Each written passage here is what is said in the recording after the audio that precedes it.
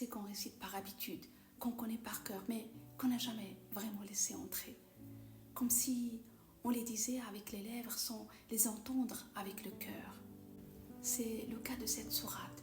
Qul a'udhu bi rabbil falaq. Tout le monde la lit, souvent en duo avec sourate An-Nas, mais peu s'arrêtent sur ce mot al-falaq. On le traduit par l'aube, mais en arabe, al-falaq, c'est plus profond. Ça vient du verbe falaqa, fondre, briser, ouvrir, faire jaillir ce qui était caché. C'est le même mot qu'Allah utilise quand il dit faliqul isbah, celui qui fond la nuit pour en faire sortir la lumière. Alors quand tu dis Rabbul Falaq, tu invoques le Seigneur de l'aube, celui qui fond l'obscurité, qui ouvre un passage là où toi tu ne voyais plus d'issue. Rabbul Falaq, c'est celui qui fait jaillir la lumière dans l'endroit même où tu croyais être perdu.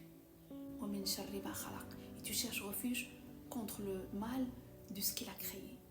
C'est fort, parce que ce mal vient de ce qui a pourtant été créé par Allah. Mais ce n'est pas une contradiction, c'est une conscience. Tout ce qui existe peut porter une part d'ombre, même une parole, même une présence, même un élan sincère s'il se détourne de sa source. Ensuite, Allah dit contre le mal du ténébreux quand il s'approfondit. Ghasiq, ce n'est pas juste la nuit, c'est cette lourdeur invisible, cette fatigue qui te colle à l'âme, cette angoisse qui s'installe doucement.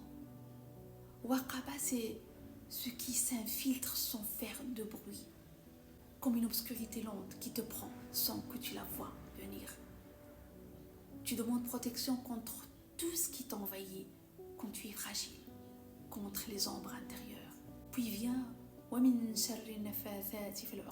contre le mal des souffleuses dans les nœuds. An-nafathat, ce sont toutes les influences invisibles, les paroles qui manipulent, les pensées qui s'insinuent, les regards qui troublent, tout ce qui vient souffler sur ce que tu essaies de réparer.